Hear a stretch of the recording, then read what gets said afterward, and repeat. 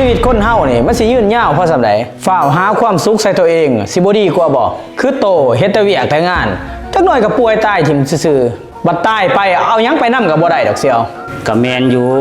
แต่โตก็สิบ่หาเพื่อลูกเพื่อเมียเพื่อย่ามเจ็บย่ามเป็นบ่เสียวโอ้ยเสี่ยวคนเฮาคันมันสิมีหั่นเงินค้ำมันสิมาหาเองดอกเสี่ยวคือโตแหละหาเงินเอาแท้เอาว่าเฮาก็บ่เห็นว่าโตสิหังสิมีเพราะบันใดเผลอๆโตบ่มีซ้ำเฮาซะ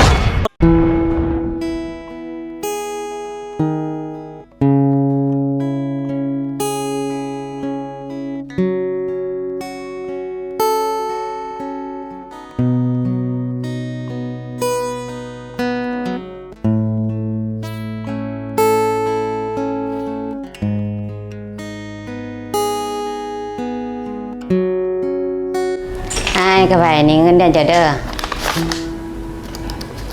อหัวหน้าเดือนนี้คือตัดหลายแท้หลายแล้วเนี่ยจะขาดเวียกตลอด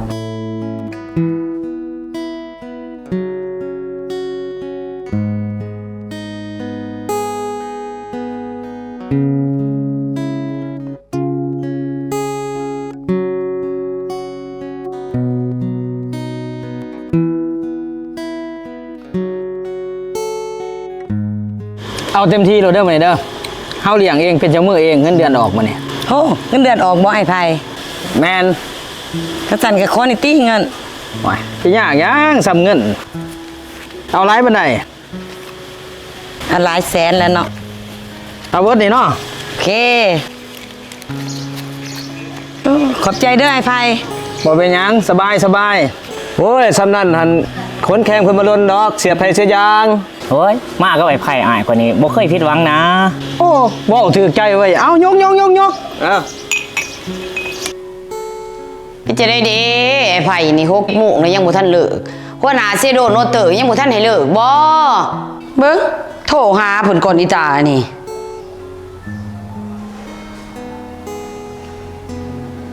เอาเต็มที่โลดเด้อเอาเต็มที่โลดไปได้โทรมาเนี่ยโอ้ยเมียแล้ววะเนี่ยฮัลโหลไอ้ไผ่บ่จะอยู่ไสนี่มาติมันสิค่ำแหละค่อยทากินข้าวได้นี่โอ้ยสิทาเฮ็ดหยังเจ้ากินโลดห้วยซะว่าให้กินก่อนโลดคงกินน้อยเดียวได้นี่ทากินพร้อมกันแต่ว่าเจ้ากินโลดข่อยบ่อึดดอกแนวกินหั่นฮอดยามเมื่อข่อยก็สิเมื่อเองดอกเท่านี้แหละคันสั่นก็ได้โอ้ยวาสนาอีหลานี่กินแก้วอยู่สิแล้วเบิดปี4 ศาสตร์เนาะลูกเต่าก็จักไปใส่เบิดผัวก็ไปกินแต่แนวแสบๆอยู่ทางนาพูน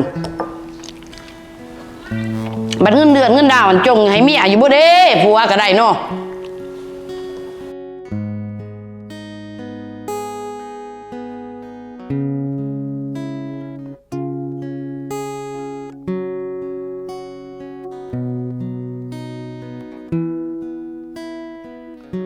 เป็นจะได้สมาขามมือขามขืนจังมาปานนี้โอ้ยเงินเดือนออกก็ไปแน่แล้วจะเล็กจังหน่อยจังเล็กจังหน่อยเจ้าอีหยังไปจนขามมือขามวัดห่วยอย่าสิจมหลายน่ะล่ะหอนย่ามไปข่อยก็ไปแน่แหละใส่ว่าเงินเดือนออกนะมาติเอายังสำนี่แหละตีสั่งเงินเดือนเจ้า3 ล้านยังเท่านี้บ่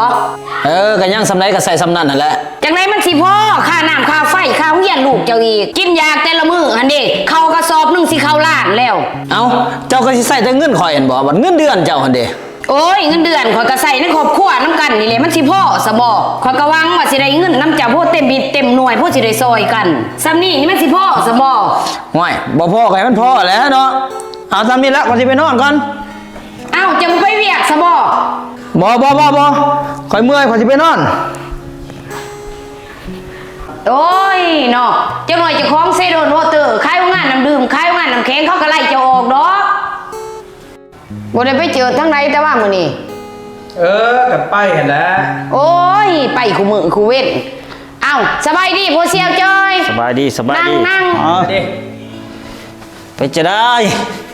บ่เห็นหน้าเห็นตาดนเลยจะได้เสี่ยวมีเวียกบ่มาหาเฮามื้อนี้โอ้ยว่าสิมาส่วนตัวไปหาเงินพิเศษมื้อนี้วันอาทิตย์เงินพิเศษอีหยังโอ้ยไปขึ้นเพดานกับสร้างร้อนหั่นนะสร้างร้อนปากเสะเด้เงินดีได้ตัวนี้ โอ้ยเศร้าเอาเฮ็ดเวียกกับหานเซโดนวอเตอร์นี่ได้เงินเดือนเป็นเท่าใดเฮาสิไปเฮ็ดเมื่อยเฮ็ดหยัง ไปก็ดีได้เฮ้ยพวกได้ตื่มกันไปกับโพเสียวหัน เศร้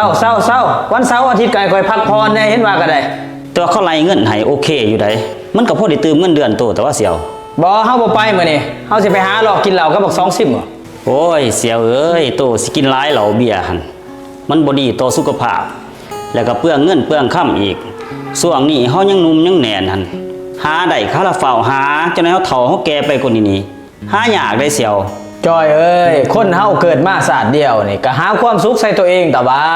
คุ้มเฮ็ดแต่เวียกแต่งานอยู่หั่นจังได๋สิได้เปิดหูเปิดตาน้ำบ้านน้ำเมืองเขาชีวิตคนเฮานี่มันสิยืนยาวเพราะสำใดฝ้าวหาความสุขใส่ตัวเองสิบ่ดีกว่าบ่คือโตเฮ็ดแต่เวียกแต่งานจักหน่อยก็ป่วยตายทิ่มซื่อๆบัดตายไปเอาหยังไปนำก็บ่ได้ดอกเสียว ก็แม่นอยู่แต่โตก็สิบ่หาเพื่อลูกเพื่อเมียเพื่อย่ามเจ็บย่ามเป็นบ่เสียว โอ้ยเสียวคนเฮาคันมันสิมีหั่นเงินค้ำมันสิมาหาเองดอกเสียวคือโตแหละหาเงินเอาแท้เอาว่าเฮาก็บ่เห็นว่าโตสิหังสิมีเพราะบันใดเผลอๆโตบ่มีซ้ำเฮาซะ ปุ๋ยมังกรทอง ปุ๋ยพรีเมียมพัดและปุ๋ยกล้าเหือสำเภาเป็นปุ๋ยเครื่องอินทรีย์เครื่องเคมีเหมาะสำหรับปลูกพืชต่างๆเช่นเขายางพาราอ้อย มันต้น และอื่นๆ เผลอๆโตบ่มีซ้ำเฮาซะ เฮาก็หวังดีคิดว่าอยากพาโตเฮ็ดพาโตหาพอได้มีน้ำกันน่ะนะคันว่าโตบ่เฮ็ดแล้วก็แล้วเขาสั่นเฮาสิกลับก่อนเด้อเสียวเด้อแม่เสียวเด้อ โอเค กลับก่อน โอเค กลับก่อน โอ นะ เค ซ้อนผู้น่ะซ้อนผู้นี่มันน่ะจักสิมีซ้ำเฮาซ้ำบ่ โอ้ยเราก็สิมีของเราหันแล้ว ล่ะเอาเงินมาให้ในเบิ่งสิออกไปหากินเบียร์กับหมู่ หมู่ทั้งใดอีกแหละไอ้ไผ กับบัก2ซิมมันแน่หมู่มาแต่เวียงแน่ แต่ว่าเงินหันข่อยเอาไปจ่ายค่าน้ำค่าไฟหันซื้อเขาเนี่ยมันสิเบิดเลยได นะมีเท่าไรก็เอามาก่อนมาข่อยนัดหมู่ไว้แล้ว บ่ไปนะเฮ้ยเบิดเฮือนเฮานี่บ่มีเงินพอหอด500,000สำได้นี่ โห้ยข่อยนัดหมู่ไว้พอแห้งแหละสิให้ข่อยขายหน้าขายตาบ่นี่ โอ้ยเขาจะเอาไปนี่มันก็เบิดเลยได้นี่เฮ้ย อีสังกะยาไม่ข่อยเดียวนี่โลดคันเจ้าบ่อยากมีเรื่อง โอ้ยเจ้าก็ได้เนาะ อย่ามาจมอ้าวยก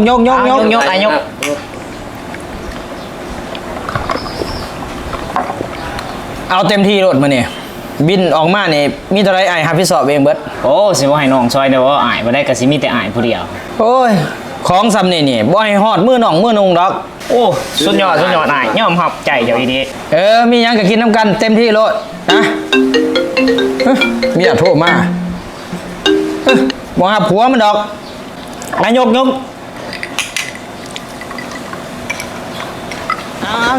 น้องนะออกจากนี้เขาไปต่อยาวต่ออยู่พุ่นอ่านเป็ดเขา จัดไปอ้ายจัดไป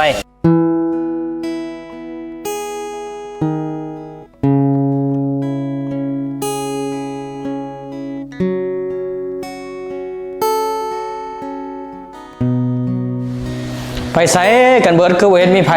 อยู่เฮือนอยู่ซ่านคือมิดจิรีอยู่อ้าวลอกหลันห้องนี่ห้องนี้เด้อ้าวกับบ่มีคนอยู่อีกไปทางไหนกันเบิดเด้บัดนี่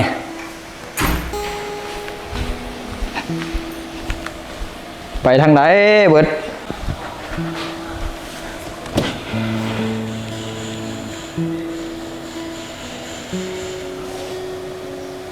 ฮัลโหลลาบ่เจ้าอยู่ไสเอ้ยฮะไผเป็นหยังจังไปห้องหมออ้าวลูกใครตั้งแต่เมื่อคืนนี่เจ้าคือบ่โทรบอกข่อยโอ้ยเฮ้ยน้องเอาขอสิออกไปเดี๋ยวนี้ละ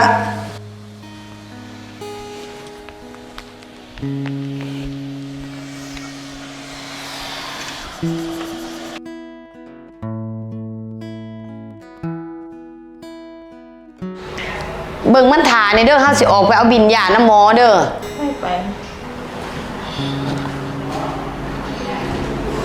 มีแต่อาการลูกเอื่อยดีขึ้นแล้วเด้อนั่งถาข้าวหนึงเด้อเดี๋ยวทันหมอจะไปจัดยาให้โดย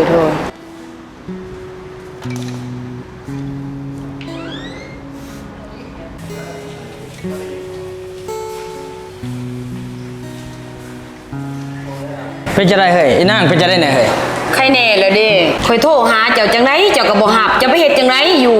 โอ้ยก็นางสังสรรค์กับหมู่จักเล็กจักน้อยแหละ ว่าแต่ทันหมอเดี๋ยวนี้เพิ่นกำลังไปจัดยาให้เฮ็ดจังไดเดี๋ยวนี้บ่มีเงินใส่ค่ายาเพิ่นได้เฮ้ย อ้าวก็เงินนำเจ้าอันนี้ เงินน้ำข่อยจังไดจะเอาไปเบิดแล้วว่านี่หั่นเด้น้ำข่อยบ่ยังจะกีบแล้วได้นี่เฮ้ย น้ำข่อยก็บ่มีคือกันได้นี่ได้เบิดแล้วตั้งแต่เมื่อคืนนี่คน โอ้ยสมาว่าจังสันสิเฮ็ดจังไดล่ะบัดนี้ เบิ่งสนะก็สิโทรยืมบัก2ซิมมาก่อน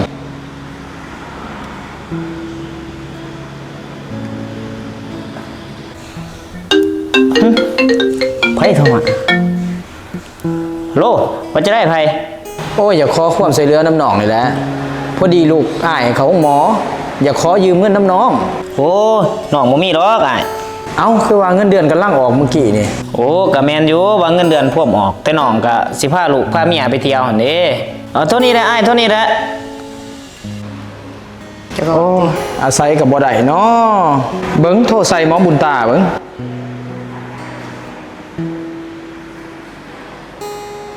ฮัลโหลบุญตาบ่เสียวเฮาขอยืมเงินในที่เสียวลูกเฮาเข้าห้องหมอเอ้าได้ยินว่ายืมเงินก็ตัดสายถิ่มซับ หันแหละหมู่เจ้าหันหมู่สิจริงใจหันบ่มีแต่หมู่กิน จักแล้วไผสิคิดว่าหมู่สิเป็นแนวนี้เนาะ เจ้าคือบ่โทรยืมพอเสียจอยหัน โอ้ข่อยบ่กล้ายืมมันดอกเฮ้ยมื้อนั้นหั่นข่อยเว้าให้มันหนักแต่ เขาก็ว่าอยู่มื้อนั้นเจ้าคือว่าเอาให้หมู่นักแท้หันแหละเฮ้ยเจ้าจื้อไว้แน่หมู่ขี้เหล้าขี้ยาเจ้าหันเจ้าพ่อห่างก็ห่างแน่หมู่กองคันหมู่ที่ดีหันเขาต้องช่วยเหลือกันยามเจ็บยามเป็นช่วยกันสร้างช่วยกันหาบ่แม่นสิคือหมู่เจ้ามีแต่ส่วนกันกินเหล้ากินยาเนี่ยบ่มีประโยชน์ฮะจังว่าเฮาสิเฮ็ดจังได๋ราคายานี่ โอ้ยข่อยก็จนปัญญาเลยเฮ้ยข่อยก็บ่มีหม่องสิเอา หันเด้พอเสียจอยมาเลยเฮ้ย คือจะได้แหน่อีนางครับ ใครแน่เลยเด้เฮ้ย ได้แหน่แล้วบ่ ใครแน่ล่ะ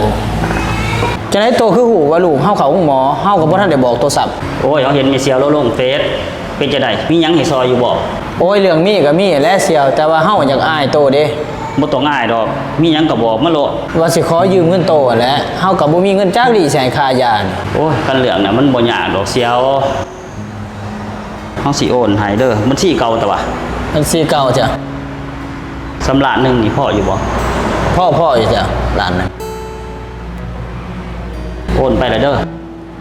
โอ้ยเฮาขอบใจโตหลายๆเด้อเสียวเด้อคันบ่มีโตนี่เฮาก็จักสิหันหน้าไปหาไผ ตัวนั้นมันบ่เป็นหยังดอกหมู่คู่หักแพงคันบ่ซอยกันยามนี้สิซอยกันยามใดมีแต่ว่าแต่นี้ต่อไปให้โตตั้งมกตั้งใจได้เสียวอย่าสิไปหลงไปไหลนำแต่สิ่งมึนเมาความมวนซืนเทหะหันให้ตั้งอกตั้งใจหาเงินหาค่ำหาเพื่อหยังหาเพื่อเฮาเองหาเพื่อครอบเพื่อครัวได้เสียวใดแม่นอีดอกตัวว่าตายไปแล้วก็เอาหยังไปนำบ่ได้แต่ปัญหามันบ่ทันตายนี่ตีคนมันยังมีชีวิตอยู่นี่เห็นบ่เจ็บเป็นเอ็นอุ่นจังซี่นี่แหละเห็นบ่แต่ละเทื่อหั่นเขาไปหาตัวของส่วนตัวไปหาเงินหาขับนี่แหละหาไว้เพื่อหยังเพื่อที่สิแหละเพื่อยามจังซี่นี่แหละเจ็บเป็นเอ็นอุ่นเพื่อลูกเพื่อเต้านี่แหละเสียว แม่นแล้วเสียวโตเอามานี่ถือความโตแล้ว เอาก็จะเฮาสิกลับก่อนพี่แต่ว่าคันมีหยังบ่ทวงบ่ทันอีหยังก็โทรใส่เด้อ โอเคเอาขอบใจเสียวขอบใจ เด้อ ใจ โอเคเห็นบ่จื้อไว้คำโพเสียวแล้วเว้าหั่นพวกหมู่ขี้เหล้าขี้ยาเจ้าหั่นพอเศร้าก็เศร้าครบซะเอิ้นกินเอิ้นยาคันไว้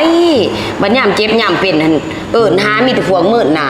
จะเบิ่งเด้อจะเบิ่งพ่อจอยให้เป็นแบบอย่างเด้อบัดนี้เด้อ ขอยสิเปลี่ยนแปลงแล้วนะบัดนี้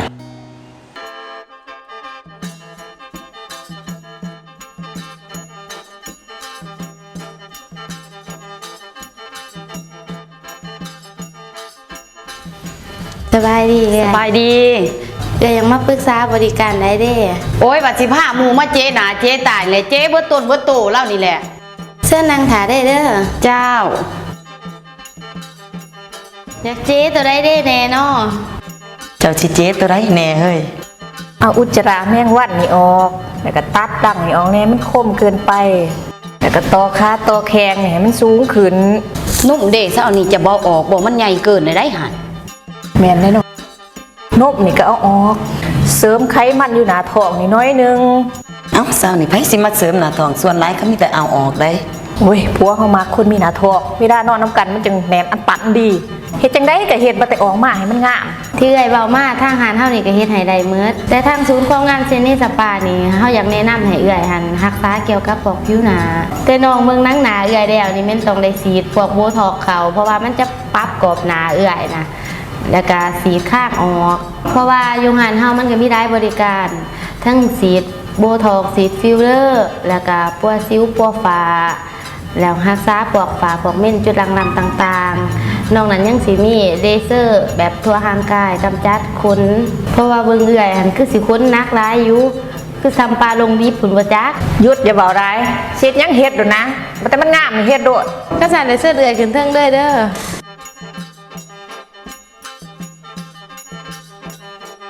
สู้เด้อปื้อสิเป็นกำลังใจให้ ขอบใจเซียว อ้าวคือเห็นคุณพระพุทธพระธรรมไว้เด้อ ทานหมอคือว่าแนวนั้น กูสิบ่ตายบ่เฮ้ย มันบ่ตายดอกปื้อขั้นตายกูสิหักพี่ศอกดอกพัวมึงหัน หัวปั้นนี่กูเนี่ยได้ผัวมันน่ะ กันน้ำกันนั่นแล้ว หัวผัวนี่มันอยู่เอากูมาฆ่าสิเอาผัวกูสมบ่จัก อ้าวพร้อมแล้วเนาะคัดพร้อมแล้วก็สิคั่วเลยได้เนี่ยอ้าวแล้วลูกได้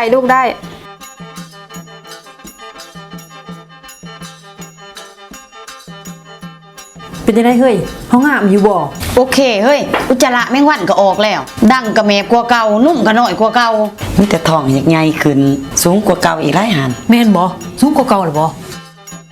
ไปคันแล้วก็กลับเฮาผัวมึงคือสิท่าอยู่ เท่าใดนี่ค่าเจนี่ พุ่นแล้วไปถามหัวหน้าเพิ่นพุ่นแล้ว โอเค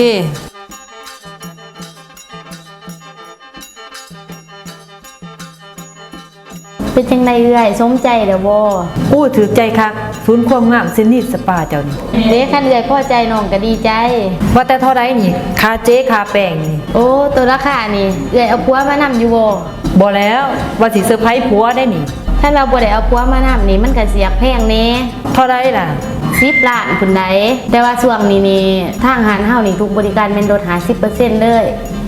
เดี๋ยวนี้ก็เหลือแต่5ล้าน ก็บ่แพงซ้ำนี่ติดหนี้ได้บ่ เรื่องติดหนี้นี่ได้ แต่ว่าคันเอื่อยใส่บ่ไหลนี่แม่นเอาพวกเอื่อยมาคัดโลกไหลบ่ ป้าบ่แม่นแต่เฮาได้หันจังได๋ผัวมาหมอกับพ่อหมอจอยนี่คองโอกคับบ่ว่าจะมามีเสน่ห์อะแท้ว่า ตกลงทานหมอคันว่าขอจ่ายบ่ได้ขอใส่ผัวขอยมาหาเจ้าดอก ได้ มันเป็นจังไรสะปืนนี่เพิ่นมาเฮือนมาซ่านนอโพดแต่ไรหูที่ยามเฮากินเนื้อยามเลยเนี่ยไปจังไรมาไปพิลึกแท้เนาะ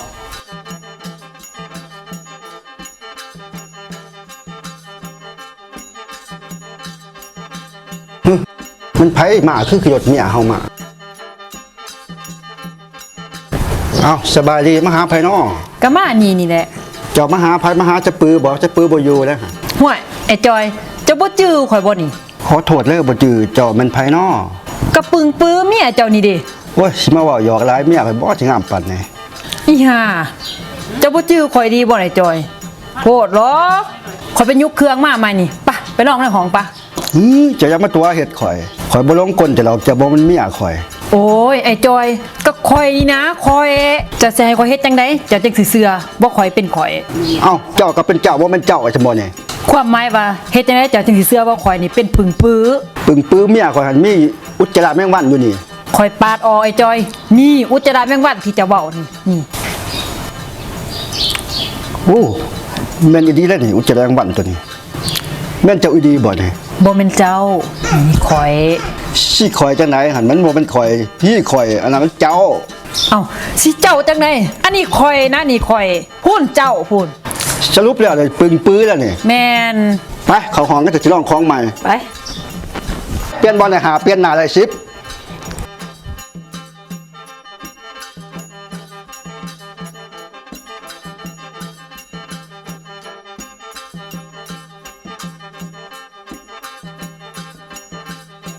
โอ้จะได้จัดก็พอจะบ่จะปึก โอ้ยขอแซ่ดีซื่อๆเฮ้ย เจ้าบ่ต้องเว้ามันหลายเถื่อเจ้านี่เจ้านี่บอกก็ฟังว่าเจ้านี่เนาะ โอ้ยขออ่อนขอยอมเลยเฮ้ยต่อไปขอสิบ่เฮ็ดอีก เจ้าบ่ต้องเว้ามันหลายเถื่อเจ้านี่เจ้าออกจากบ้านจากเมืองเข้าไปอย่างนี้นี่ โอ้ยขออ่อนขอยอมเลยเฮ้ย บ่ต้องเว้าอันนี้ โอ้ยบัดข่อยนี้บัดยามจะหิวไผสิเกลือเหงื่อเจ้า พอสิหากินเองตามธรรมชาติของเราเจ้าหันนี้เจ้าหันเครื่องเจ้ามีหยังหันคนเอานี้บ่โดด โอ้ยขอโอกาสอีกเทื่อนึงบ่ได้บ่เฮ้ย บ่ได้ โอ้ยขึ้นฮอดลูกฮอดผัวเด้ห้ามบ่อยู่เนี่ยนี่ยามเราหิวไผเด้สิเกลือเหงื่อเราเนาะเบิ่งโพดอะไรอาวรหาเราก่อนไอ้จอยเอ้ยจะอยู่ไสเด้ตอนนี้กลับมาหาลูกหาเมียซะลูกเมียคิดฮอดขาดจะไปแล้วข่อยบ่จักสิอยู่ กลับมาหาลูกหาเมียซะไอ้จอย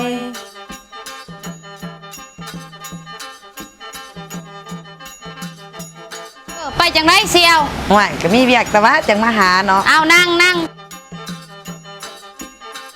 ว่าแต่ว่ามีเวียกหันเวียกอีสร้าง โอ้ยว่าจังมาซื้อเครื่องกรองน้ำกับ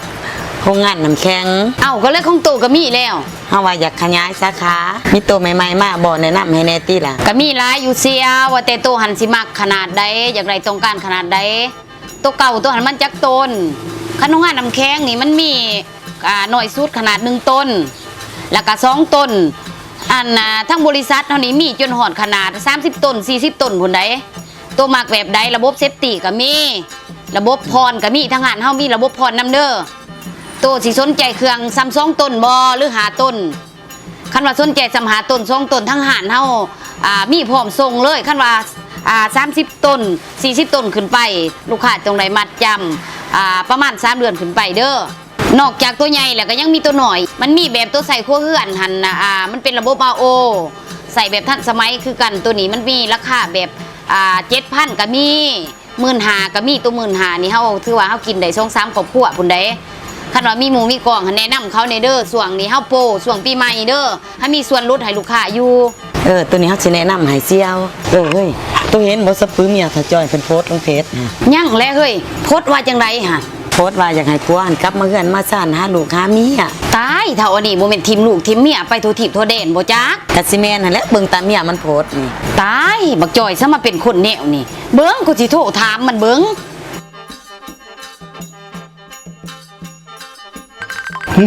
ไผโทรมาเนี่ยฮัลโหล ฮัลโหลจอยบ่ จะได้เจดาไม่เบียกบ่ เป็นจะได้ซะมาทีมลูกทีมเมียซะมาสัวแท้ มีปัญหาน้อยนึงกับลูกกับเมียนะ เมียมึงลงเฟซตามหาอยู่หั่นมึงอยู่ไสเดี๋ยวนี้หั่นมึงเว้าดีๆเบิ่งมึงกลับไปหาลูกหาเมียมึงแม่ ค่อยสิได้ไปใส่ของก็อยู่เฮือนนี่แหละเนี่ย ฮะอยู่เฮือนบ่ จะปื้อเพิ่นโพสต์ว่าจังได เมียมึงคือว่ามึงหนีจากลูกจากเมียอ้อนวอนอยู่อยากให้ผัวกลับมาในเฟซหั่น โอ้ยมันบ่แม่นข่อยบ่ได้ไปใส่ข่อยก็อยู่เฮือนนี่แหละมีแต่จะปื้อที่เพิ่นแชทหาผู้ว่าแล้วข่อยอะไรเป็นนี้จากเฮือนนะ โอ้แนวหั่นบ่เสี่ยว โอ้ยังไม่น่าโพสต์ว่าข่อยนี้ป้าเพิ่นบ่ข่อยบ่อย่างนี้ป้าเพิ่นข่อยไล่เพิ่นนี้จากเฮือน ขั้นสันโทนี้แหละดีกันไว้หมูมึงหันอย่าสิพิษกันหลาย เท่านี้แหละ